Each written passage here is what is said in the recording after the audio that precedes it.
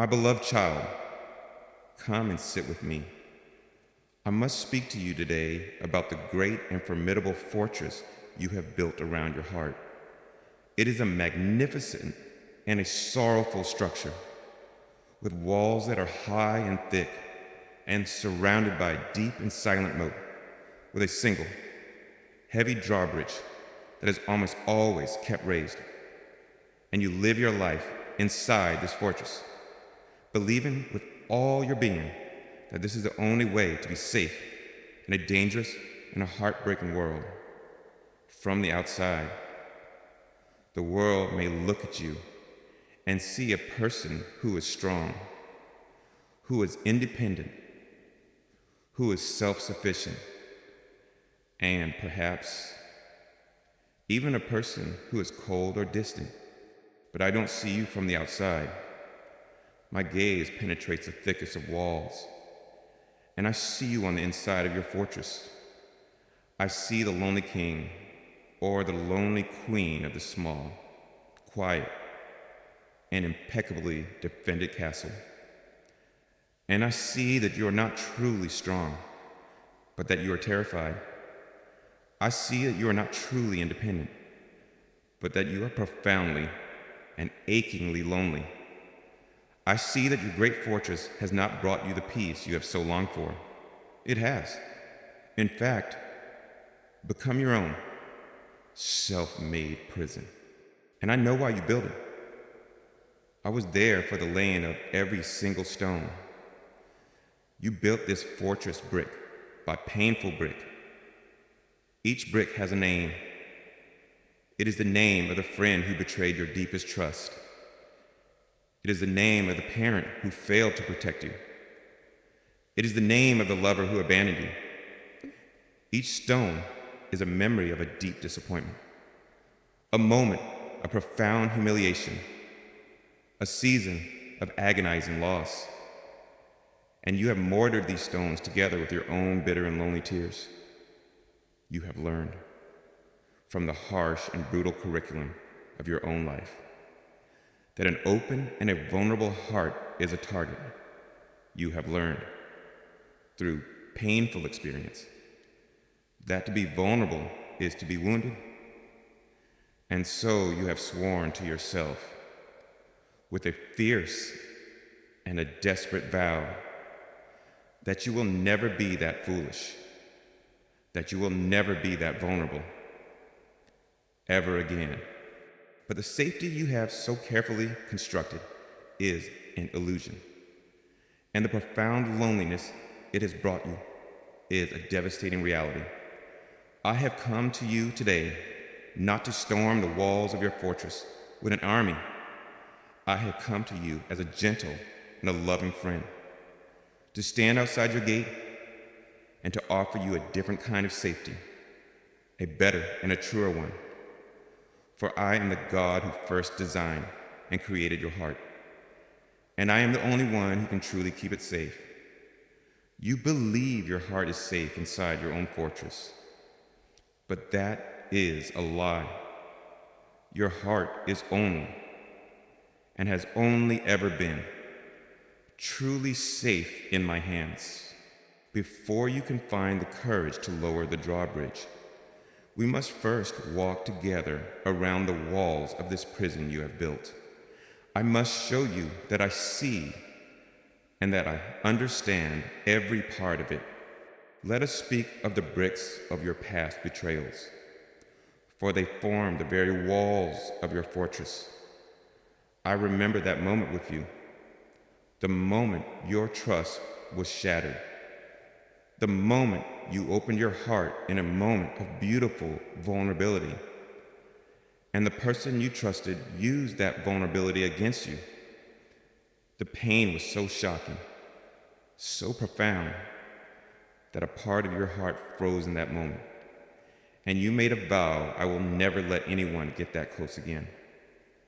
And with that vow, you laid the first and the strongest brick in your wall. And with every subsequent wound, every disappointment, every small betrayal, you have added another brick, another stone, until the wall has become so high you can no longer see over it.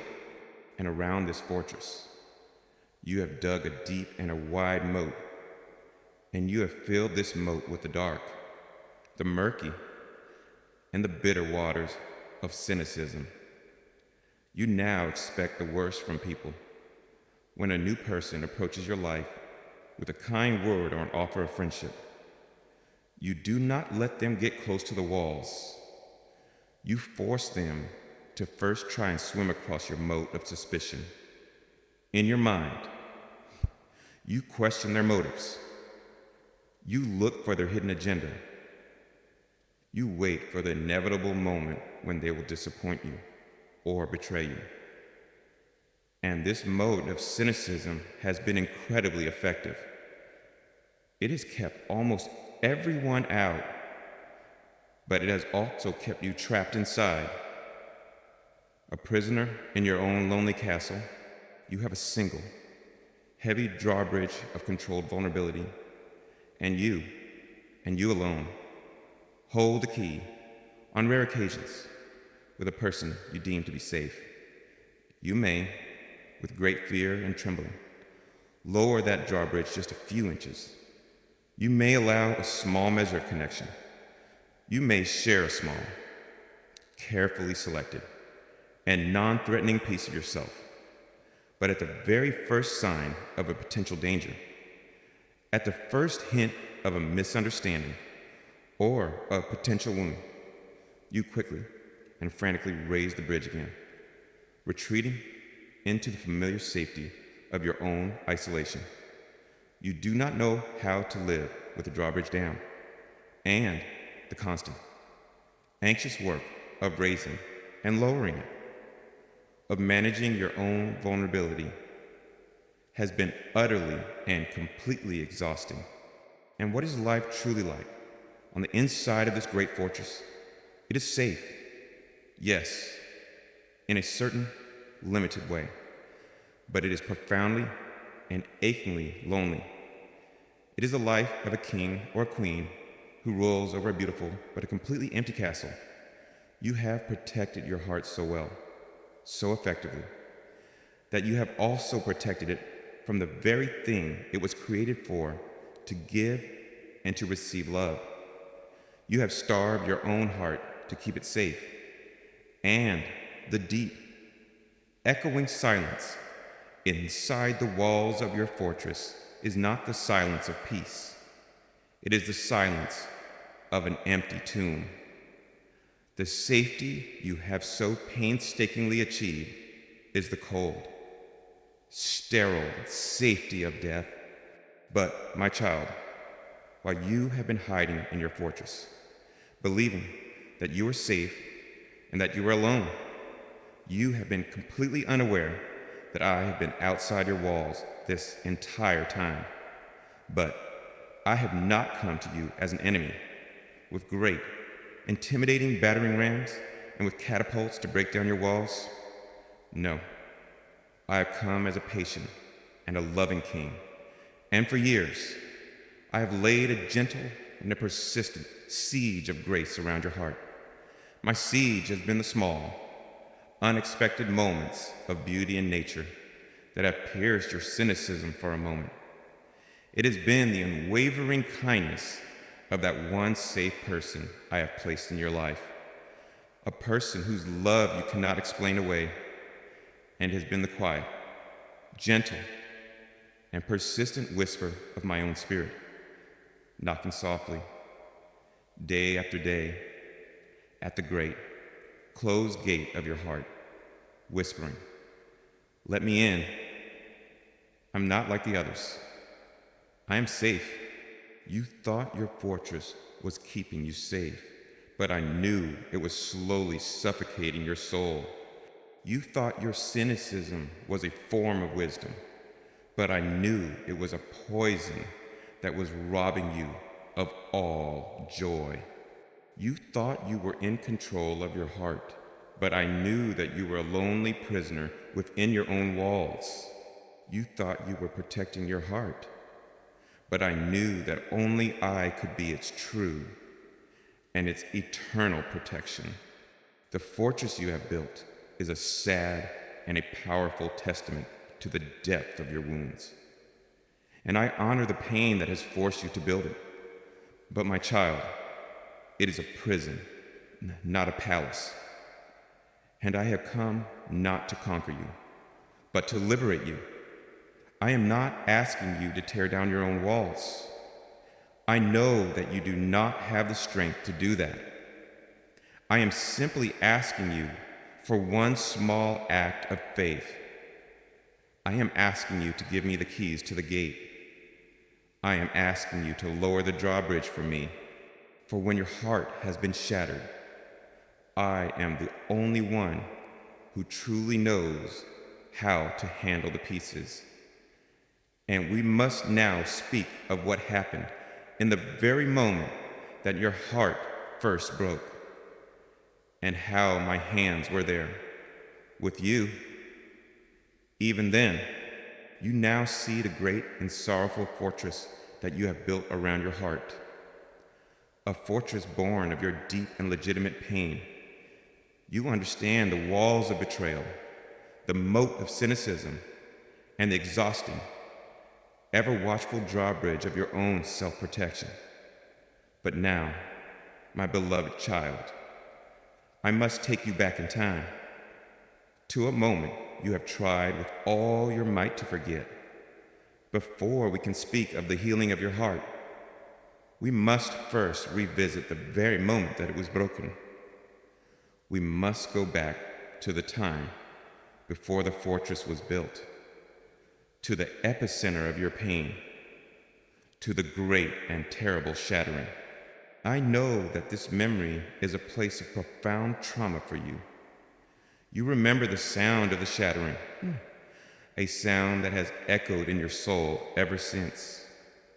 You remember the blinding, white-hot flash of pain.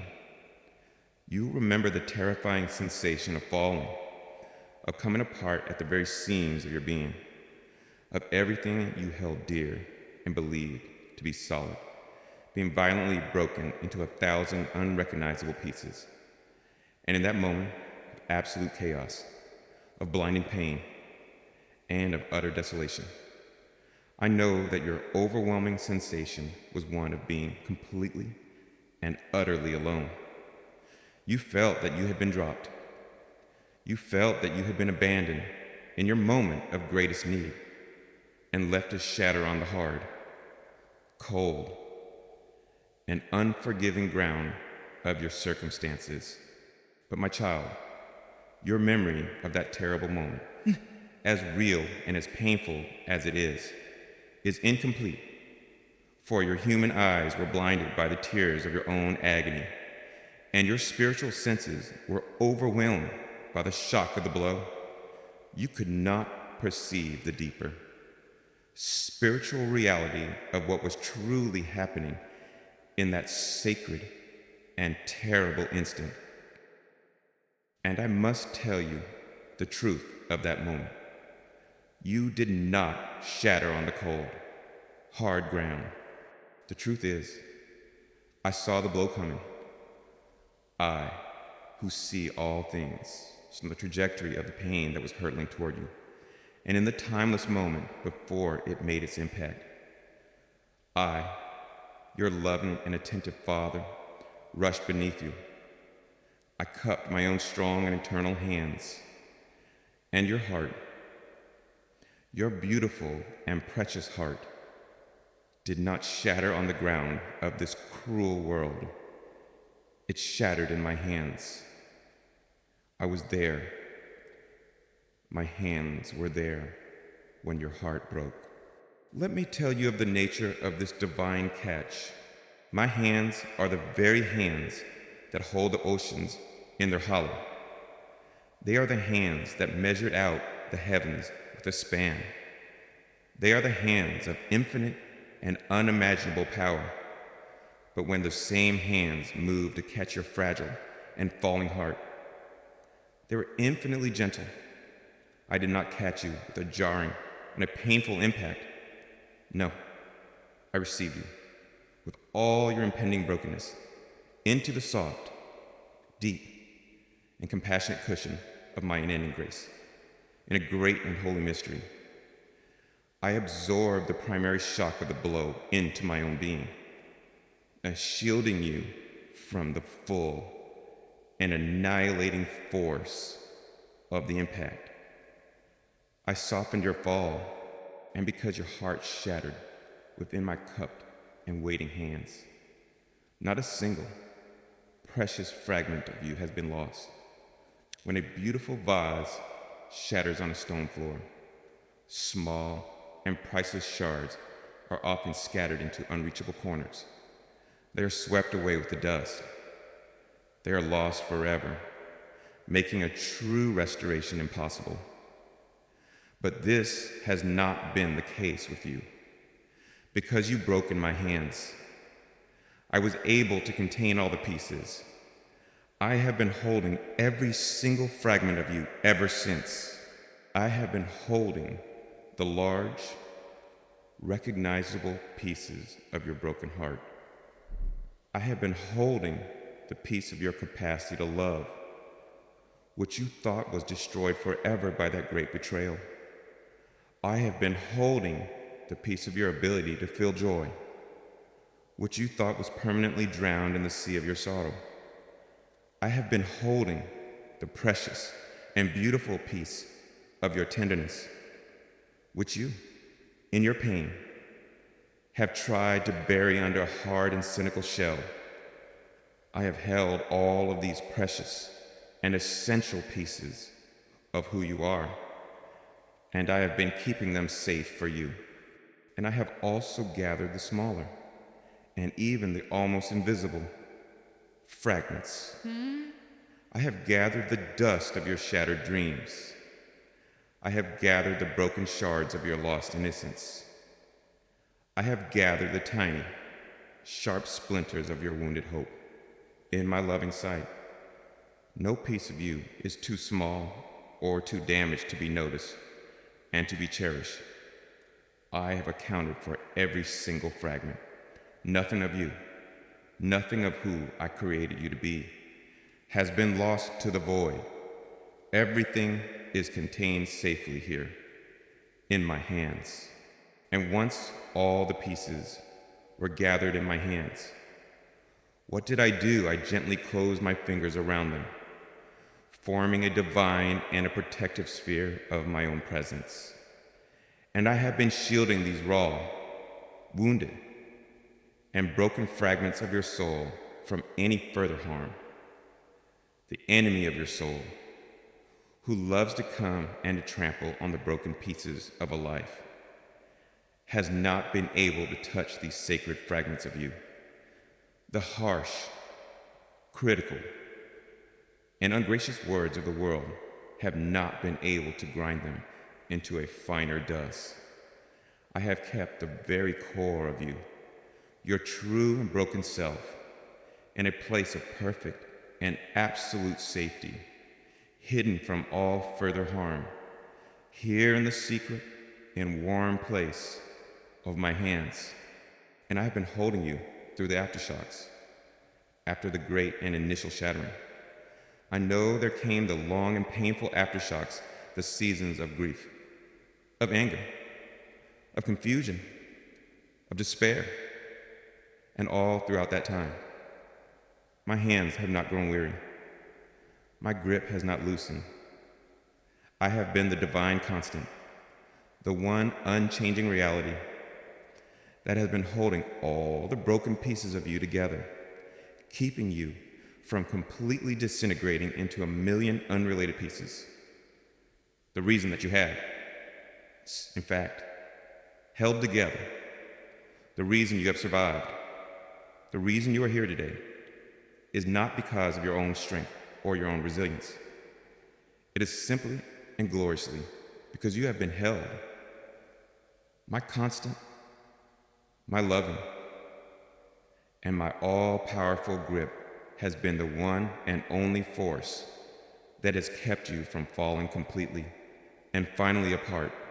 So I'm calling you now to a great and a healing reinterpretation of your most painful memory. The moment of your great breaking was not, as you had believed, your moment of greatest abandonment. It was, in fact, the moment of your most profound, your most secret, and your most intimate encounter with my sustaining and preserving grace. You were never alone in that moment. You were never dropped. You were always, and you have always been since, held. And so now, your heart, with all its broken and precious pieces, rests here, safely and securely.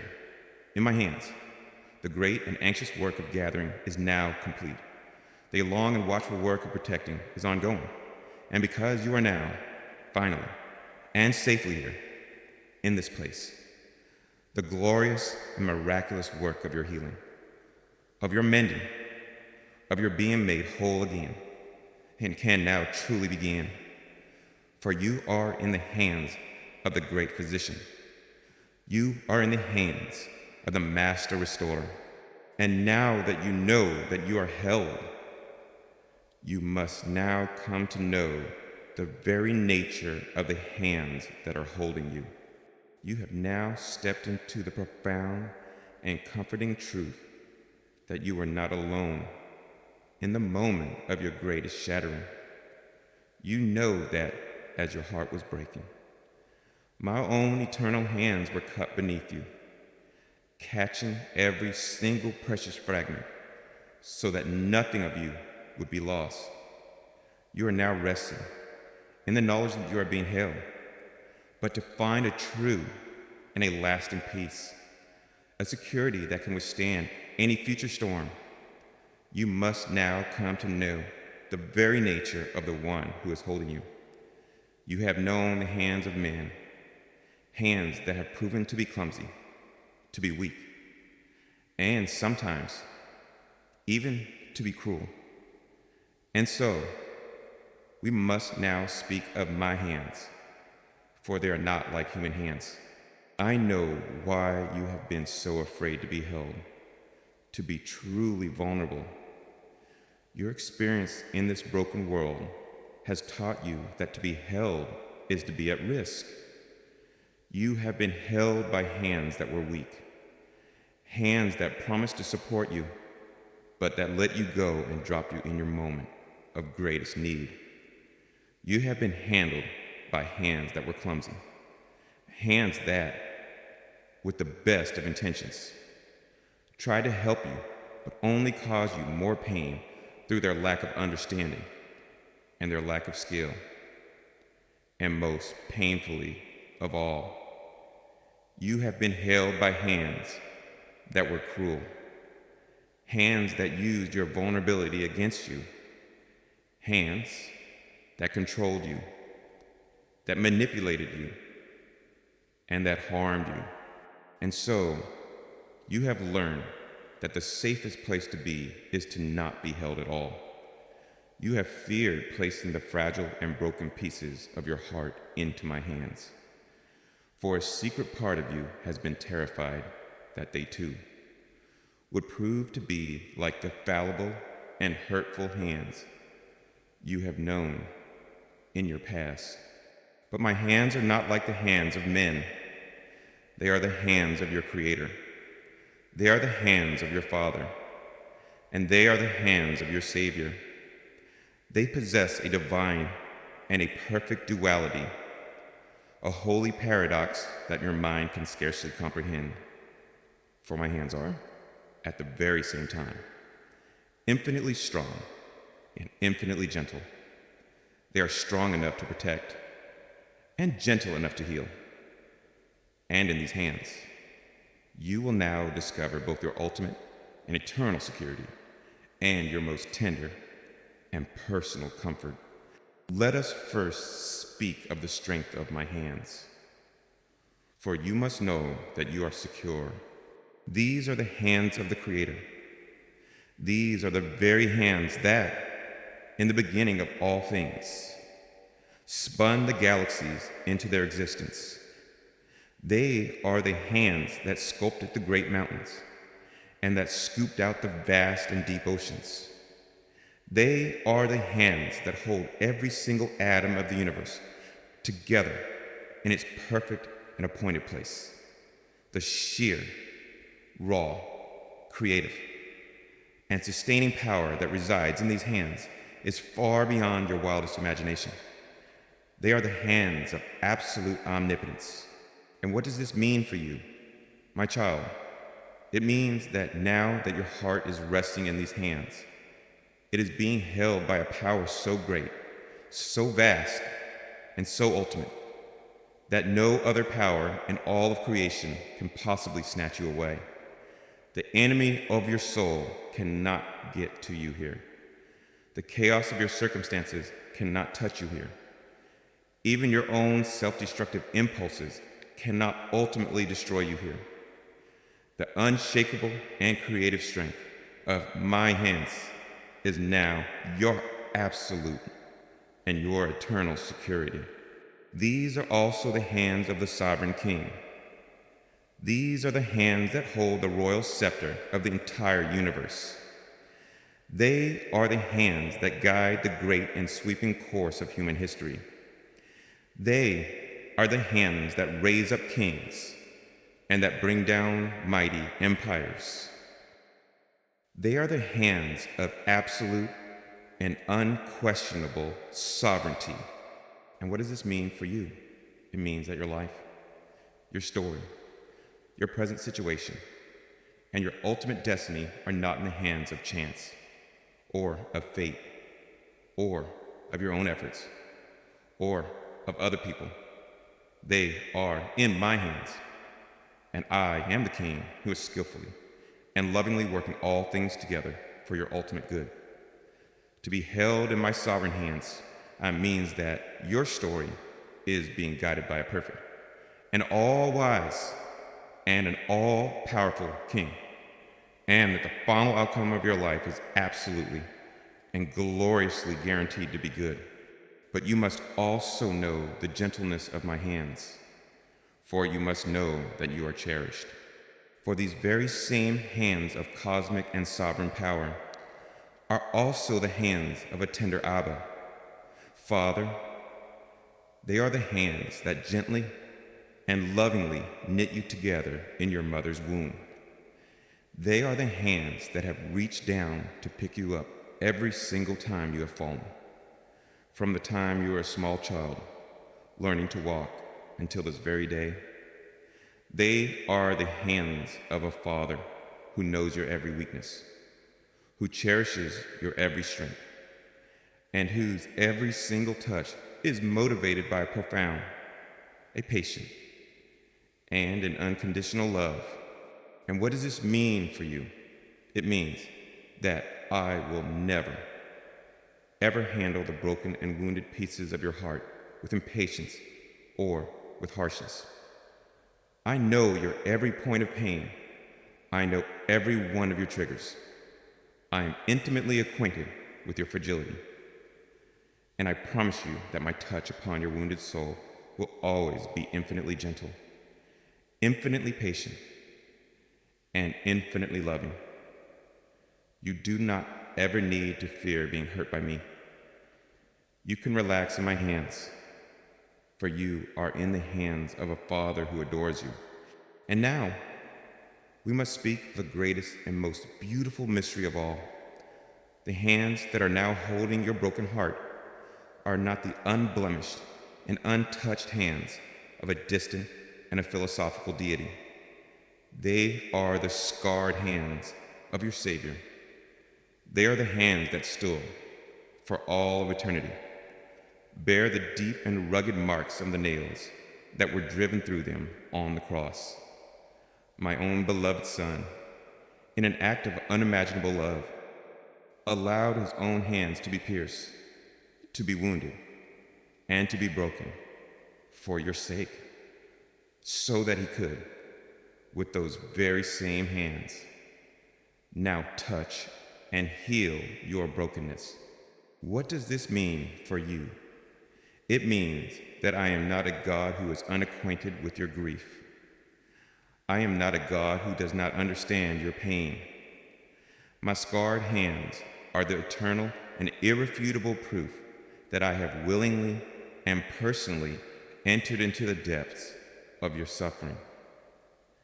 I know what it feels like to be wounded. I know what it feels like to be betrayed.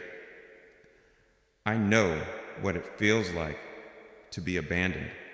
And because my hands have known the wound, they now possess a unique, a supernatural, and a perfect empathy and power to heal. A surgeon who had never known sickness may have great skill, but they lack true compassion.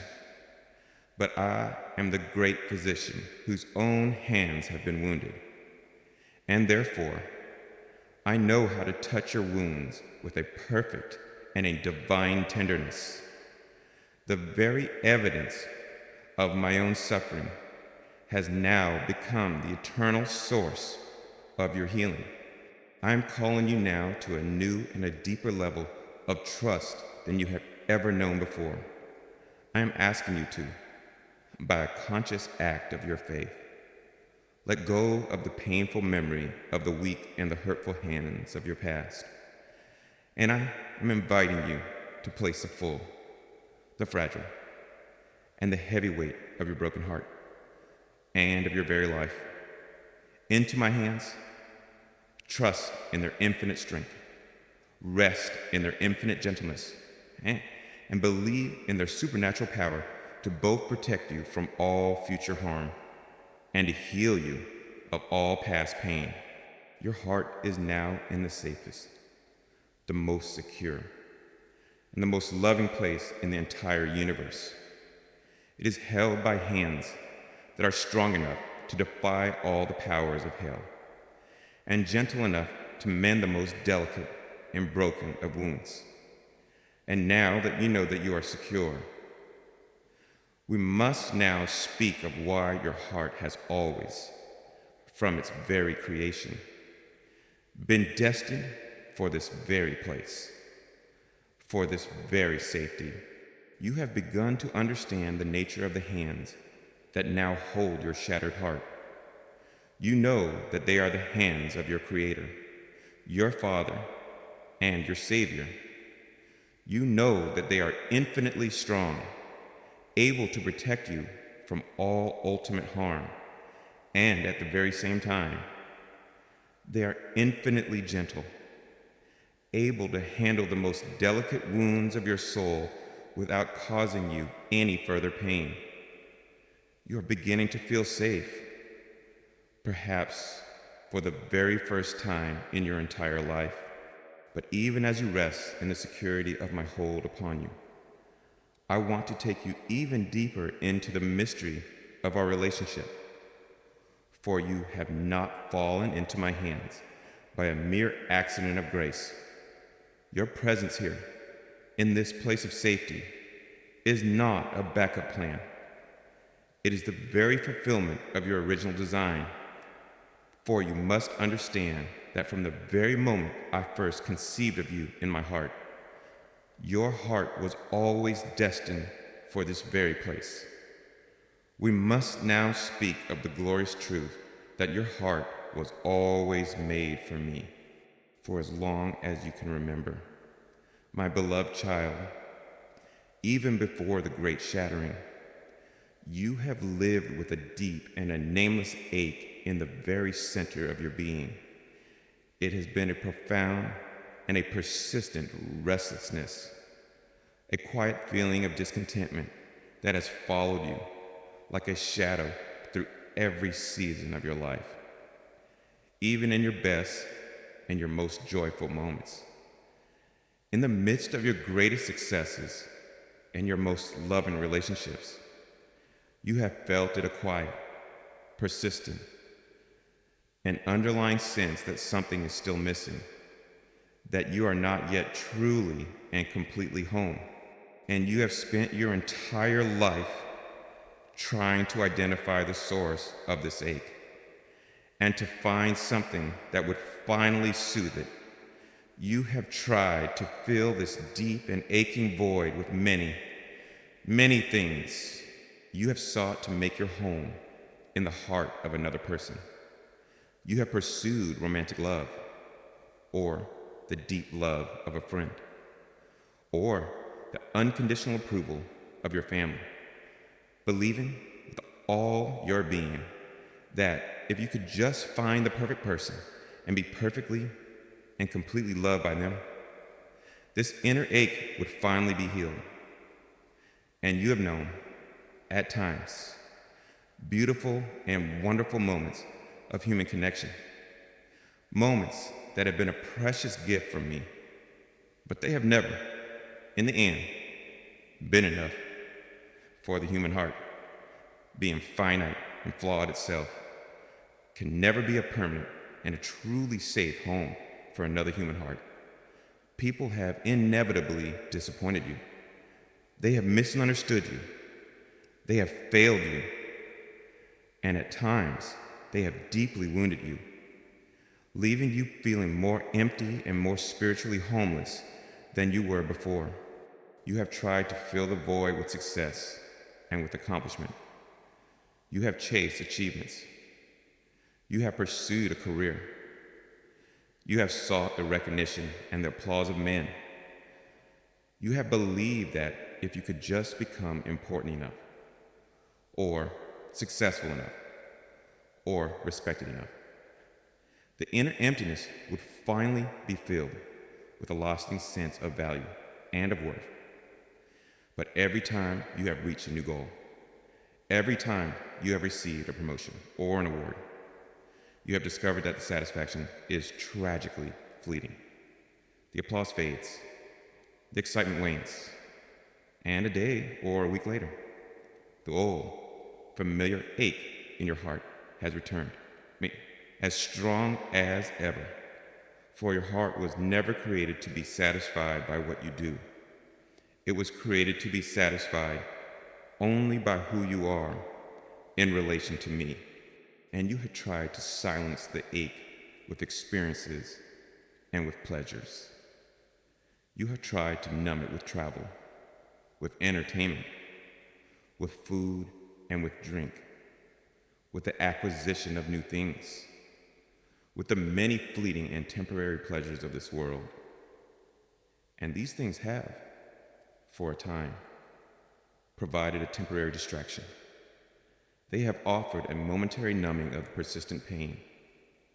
But when the experience is over, when the music stops, when the distraction ends, the silence that follows is always even more deafening than before, and the deep, hollow ache in your heart returns, often stronger and more insistent than it was before. For your heart was not made for temporary distractions. It was made for eternal and glorious realities. My beloved child, I want you to look back now at this long, exhausting, and fruitless search, and I want you to understand the truth.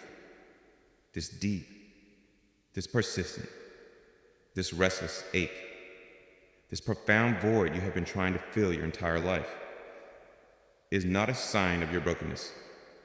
It is not a sign of your neurosis. It is not a sign that something is wrong with you.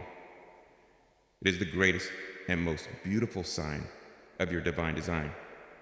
For when I, your creator, fashioned your heart in the secret place, I intentionally and lovingly created in its very center a space that only I can fill.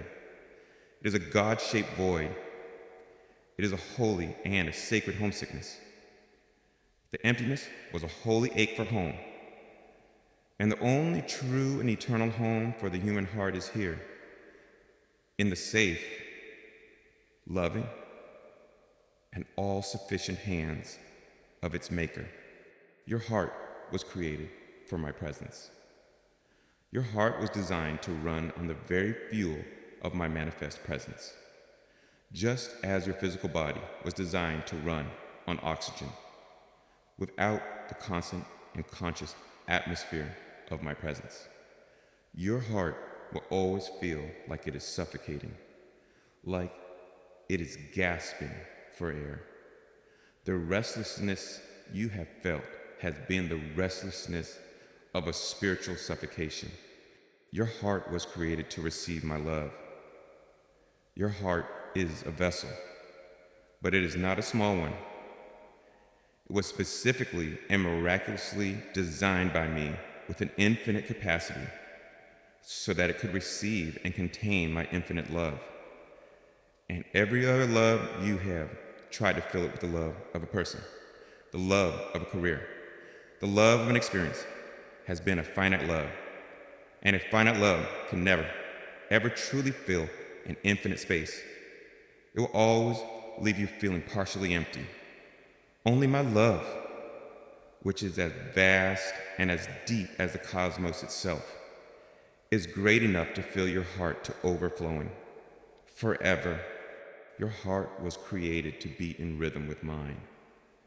The frantic, anxious, and irregular rhythm of your heart has been a sign that it has been out of sync with its true and intended tempo. For your heart was designed to beat in a perfect, a peaceful, and a restful rhythm with the great and steady heartbeat of your Creator. It is only here, as it is resting in my hands, feeling the rhythm of my own being, that it can finally find its true and its peaceful tempo. This is the source of my shalom, peace. And your heart was created to find its ultimate purpose in me. Your heart has been searching your entire life for a purpose great enough to give your life meaning, and has tried to find that purpose in a career, in raising a family, in a noble cause. And these are good things, but they are not the ultimate thing. The ultimate purpose of your heart, the very reason it was created, is simply this: to know me and to be known by me. All other, lesser purposes in your life must flow from this one great and central purpose. Therefore, I am calling you now to a great and a joyful cessation of your long and exhausting search. You can stop trying to find a home for your heart in the temporary and always unsatisfying shelters of this world. You can stop trying to fill the infinite void within you with finite things. The long and painful journey of your heart's great exile is now over.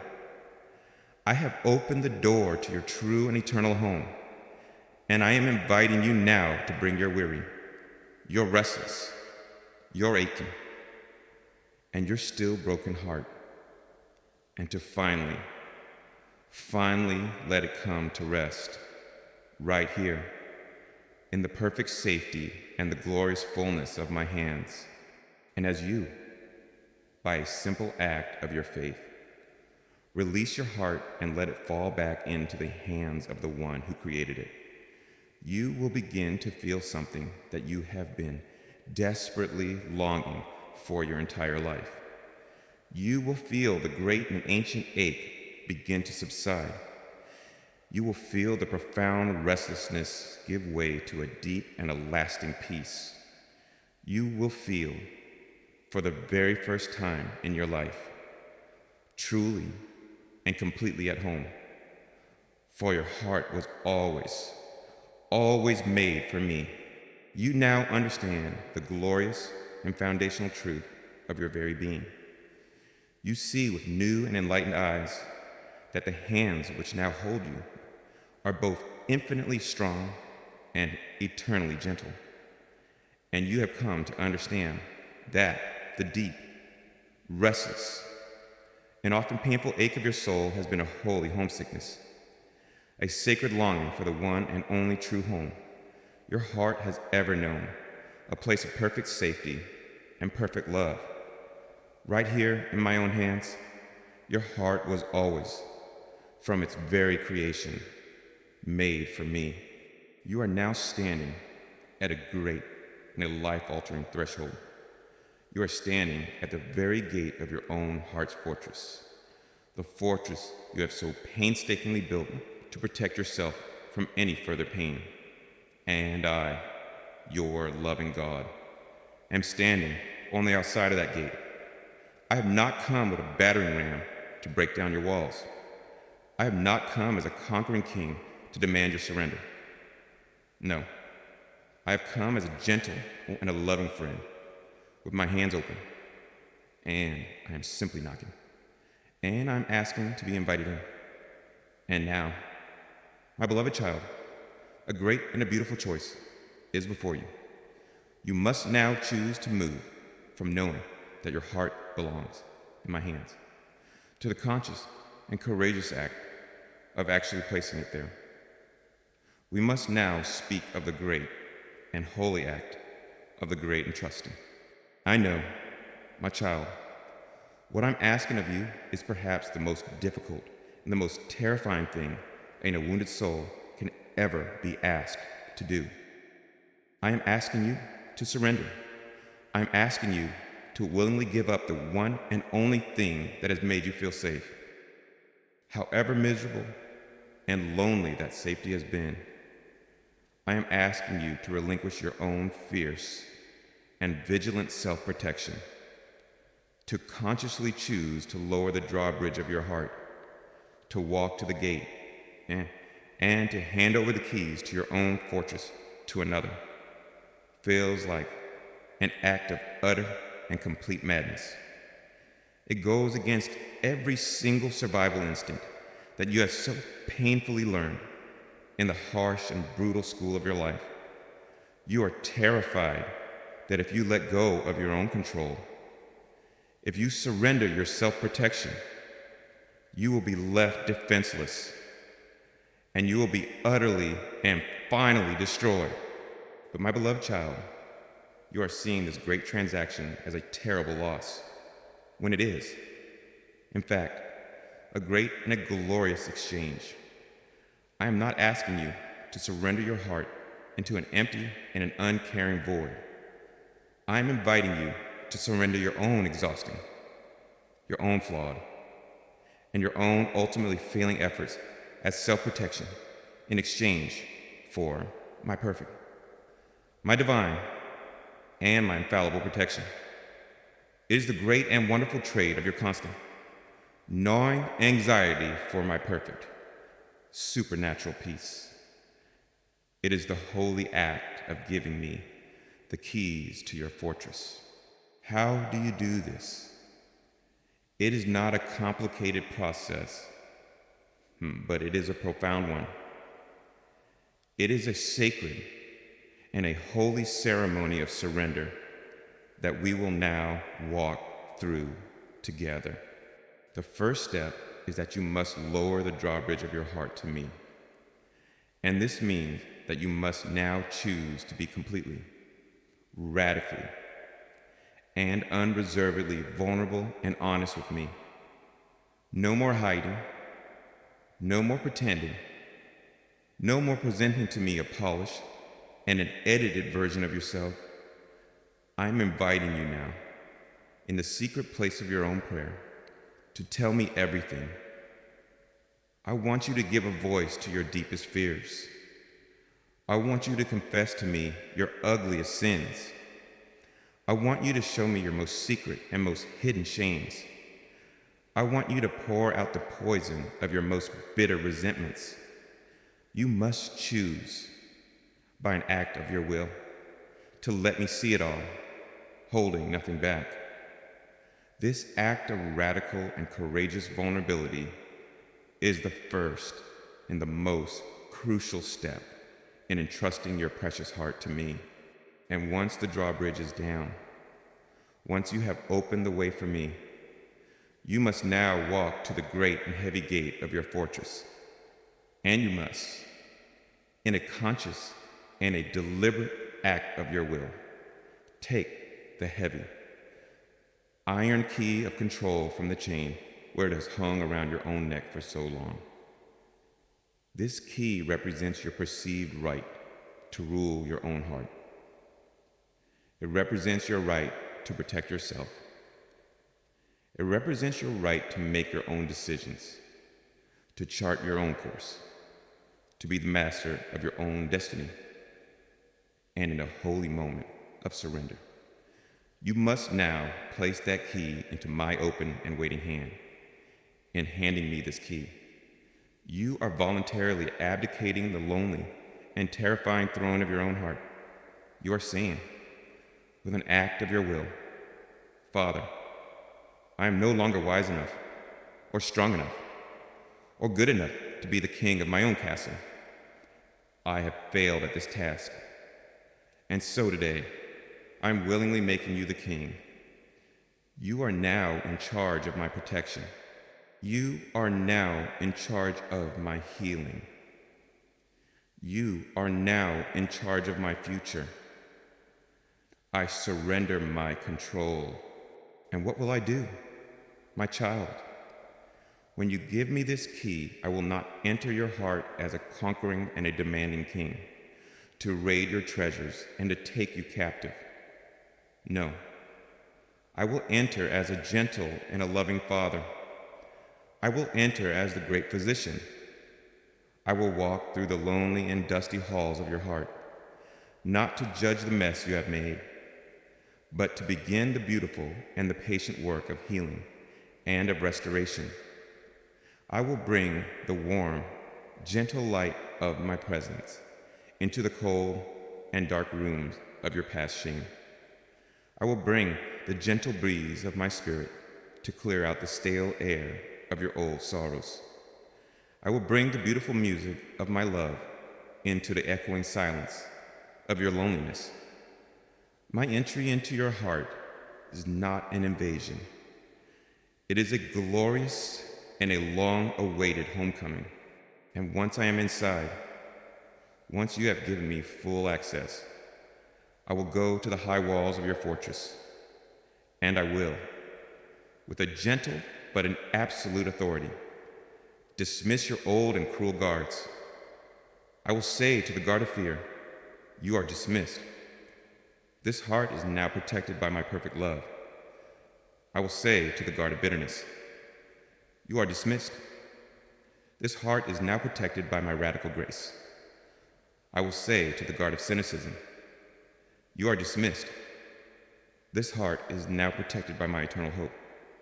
And in their place, I will post my own mighty and angelic guards around your heart. And their names are grace, and peace, and unconditional love. These will be the new and the eternal guardians of your heart. You will no longer be protected by your fear. You will now be protected by my love. My beloved, the offer is now on the table. The invitation has been given. As my word says, behold, I stand at the door and I knock. I am standing at the great gate of your heart's fortress, and I am knocking. I will not force my way in. The key must be given to me freely. You must choose to open the door, and this very moment. As you are reading and receiving these words into your spirit, is your holy and your pivotal moment of decision. Will you continue to live as the lonely, the frightened, and the self-imprisoned king of your own small, dark fortress? Or will you, in a great and a liberating act of faith, surrender the keys and allow me, the King of Glory, to come in and to make your heart my joyful, my peaceful, and my light-filled home, as you now, in your heart, make this great and holy transaction, as you say yes to me, and you entrust the full and complete keeping of your heart to me. A new and a glorious reality begins. The exhausting, 24-hour-a-day work of self-protection is now over. The heavy and crushing burden of control has been lifted from your weary shoulders. And for the very first time in your entire life, your heart is truly, completely, and eternally safe. And now that your heart has finally come home, now that it is resting securely in my hands, I must now make a great and an eternal declaration over it. The great and holy transaction has been made, in a courageous and a beautiful act of your will, born from a faith that I myself have given you. You have lowered the drawbridge of your vulnerability.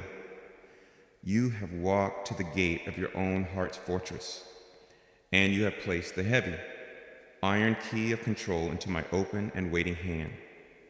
And I, your loving and gentle King, have received that key with great joy. I have entered the lonely halls of your heart, not as a conqueror, but as your rightful and long-awaited resident. And now, as you stand before me in this new and holy place of surrender, having entrusted me with your most precious and most fragile possession, it is now my turn to make my vow to you. It is time for me to declare to you the new and the eternal reality of your heart's absolute and unconditional security. So listen now. With all of your being, let all the angels of heaven bear witness to this solemn vow. Let all the defeated powers of darkness hear these words and let them tremble. Let the very foundations of the earth listen to this unbreakable, divine decree. For I, the Lord your God, the Alpha and the Omega, the creator of all things, the one who holds all of the cosmos in my hands, now take your precious, your beloved, and your once shattered heart, and I place it into the very center of my own being. And I speak this eternal and this unchangeable truth over you. Your heart is safe in my hands. You must now begin to understand the full and glorious implications of what it means for your heart to be safe in my hands. First, it means that your heart is now and forever safe from all ultimate external attack. You have spent your entire life being terrified of the harm that the world and other people could inflict upon your tender heart. But the days of that fear are now over. Your heart is now dwelling in a fortress so mighty, so impenetrable, that no enemy can possibly assail it. My hands are a fortress of living fire around you, a shield that can never be broken.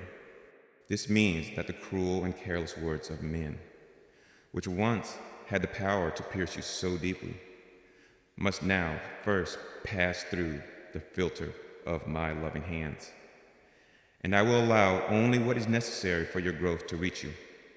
And I will, by my grace, disarm the poison from every single arrow.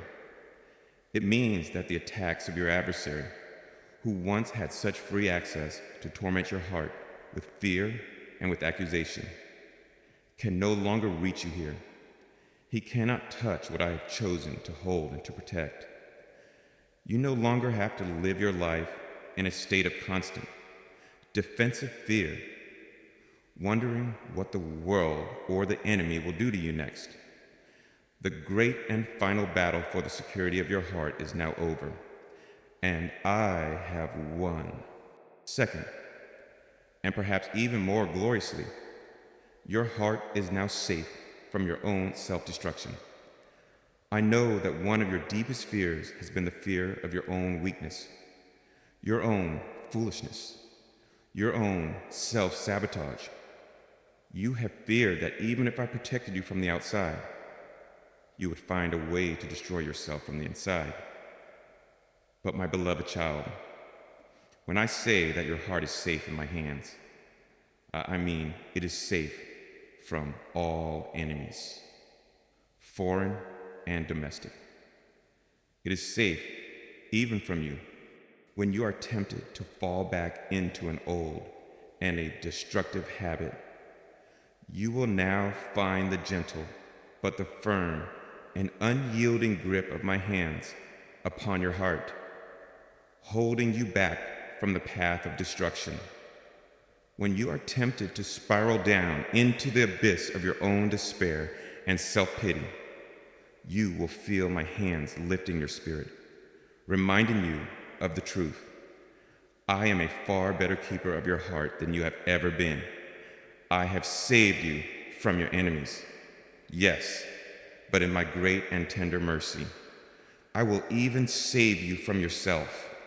Third, your heart is now safe from the ultimate pain of loss and of abandonment. The great and defining terror of the orphan heart is the fear of being abandoned, of having the one you love and trust leave you. But the hands that now hold you are hands that have promised, with an unbreakable, blood-sealed covenant, that they will never, ever let you go. My word is my eternal bond to you. I will never leave you, and I will never forsake you. You must let this truth sink into the deepest parts of your being. Nothing in all of creation, not the trials of this life, not the reality of death, not the accusations of angels or of demons, not your fears for today or your worries about tomorrow, not your greatest successes, which could tempt you to pride, and not your most shameful failures, which could tempt you to despair. Nothing, absolutely nothing, will ever be able to separate you from the love of God that is in Christ Jesus your Lord. Your heart is now and forever will be safe from the ultimate pain of abandonment. You are held in a love that can never be lost and in a grip that can never be broken. And finally, to be safe in my hands means that your heart is now in the perfect and the optimal environment for its complete healing and its beautiful restoration. My hands are not just a fortress. They are a divine and a holy hospital. They are a supernatural greenhouse. And here, in this place of perfect safety and perfect love, the deep and painful wounds of your past, which could not heal in the harsh and threatening atmosphere of the world, can now finally and fully begin to heal. Here, in the constant warmth and the gentle light of my presence, the new and tender seeds of your restored identity, the seeds of joy, of peace, of trust, of love can now begin to grow without any fear of being trampled or uprooted. To be safe in my hands means that you are now, finally, in the perfect environment for your complete and your beautiful restoration to wholeness. Because your heart is now safe, it can now, for the first time, finally be at rest. The long, exhausting, and 24-hour-a-day work of self-protection is now over. The constant vigilance, the gnawing fear, the pervasive anxiety, all of it can now begin to cease. For a heart that is safe is a heart that can be at peace. And a heart that is at peace is a heart that can truly live, that can truly love, and that can truly grow. This is the great and glorious peace, the shalom of my kingdom, that I have so lovingly purchased for you. I have now taken your heart into my hands. This is a finished work, an eternal reality, and your part now, my beloved, is too, by a simple act of faith. Keep it there. You must learn to live with a constant and a conscious awareness of this new and glorious reality. When a new fear comes to assault your mind, you are to remind your own soul with a quiet and a firm confidence. No, that cannot touch me. My heart is safe in his hands. When you're tempted to build up your old, protective walls again, you are to resist that old habit and to instead, by a conscious act of your will, press deeper into the safety of my loving embrace. You must learn to abide in this new place of perfect security. Feel it now, my child. In this quiet moment, I want you to feel the reality of this truth. Feel the strength of my hands surrounding you. Feel their warmth. Feel their gentleness. This is not a pretty metaphor. It is your truest and your most eternal reality. The long and tiring war for the safety of your heart has been won. The striving is over. The hiding is finished. Your heart is safe. And now that you know, with an unshakable certainty, that your heart is finally and forever safe, you must now learn how to live with this beautiful, new, and unguarded heart. The great and final declaration has been made, and it has been sealed in the heavens for all eternity. Your heart, my beloved child, with all its once shattered pieces, with all its tender wounds and its beautiful golden scars, is now and forever safe in my hands. But what is the ultimate purpose of this divine and perfect safety? Is it so that your heart can now remain for the rest of its days in a state of permanent and protected isolation, a beautiful but a useless artifact in a celestial museum? No. My child, 1,000 times no. I have not made your heart safe so that you can now hide it away from the world. I have made your heart safe so that you can, for the very first time in your life, be truly and gloriously free to give it away. We must now speak of the final, the most courageous, and the most joyful part of your healing journey. We must speak of how to live with an unguarded heart. I know that this very concept is terrifying to you. To live with an unguarded heart, to be vulnerable, to be open, this feels like the most foolish and the most dangerous thing you could possibly do. Every painful experience in your past, every brick in the great fortress you built, has taught you one central and seemingly irrefutable lesson. An unguarded heart is a heart that will be wounded. You have learned that lesson well, and you have vowed to never be so naive again. But you must understand, you learned that lesson while your heart was being guarded only by your own fragile human walls. You must now learn to live as one whose heart is guarded not by your own fear, but by the omnipotent and ever-vigilant hands of your God. And this changes everything. The great fortress you built around your heart did, in a way, keep you from being wounded further, but it also kept you from truly loving. For love, in its very essence, requires a measure of risk. It requires a measure of vulnerability. You cannot truly give your heart to another while it is locked away behind high, impenetrable walls. The great and glorious paradox of my kingdom is this: I have given you a new and a perfect security, not for the purpose of your continued isolation, but for the purpose of your courageous and loving connection. This is the freedom to love and trust again. How do you now live in this new and radical freedom? It is a new way of being that you will learn by practicing several new and holy disciplines of the heart. First, you must learn the discipline of leading with love, not with fear. In your past, every new relational decision, every interaction, was filtered through the dark and distorting lens of your fear. Your first subconscious question was always, how might this person hurt me? What is their hidden agenda? How can I protect myself?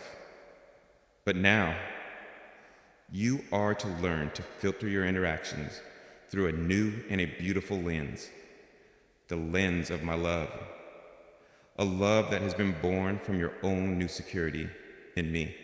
You are now to learn to approach new people and new relationships not with the primary posture of suspicion, but with the primary and a gentle posture of love. You are to make the choice to assume the best in them. You are to learn to look for the gold of my image within them, instead of just searching for the dirt of their potential flaws. You are gloriously free to do this now, because you know that even if they do disappoint you, even if they do wound you, your ultimate safety, your core identity, is no longer in their fallible human hands. It is held securely in mine. Next, you must learn the beautiful and the holy art of wise vulnerability. Living with an unguarded heart does not mean that you now become foolish, naive, or without discernment. I am not asking you to offer the deepest and most precious treasures of your heart to those who have proven themselves to be unsafe or untrustworthy. No. I am asking you to practice a wise, a spirit-led, and a courageous vulnerability. This means that you will learn, by the gentle prompting of my spirit within you, to discern who is trustworthy. You will learn to open the gate of your heart slowly, step by step, testing the ground as you go. But the great and glorious difference is that you will now do this from a place of quiet confidence, not from a place of raw terror. And even if, at times, you misjudge and you are hurt, you will now know with an absolute certainty that the wound is not fatal. You will know that your core being is safe in me. And because of this, you will find that you can recover more quickly, that you can forgive more freely, and that you can find the courage to love again more bravely. You will also discover the glorious freedom to give your love away without needing a return. Your old, guarded, and orphaned heart could only ever love transactionally. You gave your love, your time, and your affection in the secret and often desperate hope of receiving love, security, and validation in return.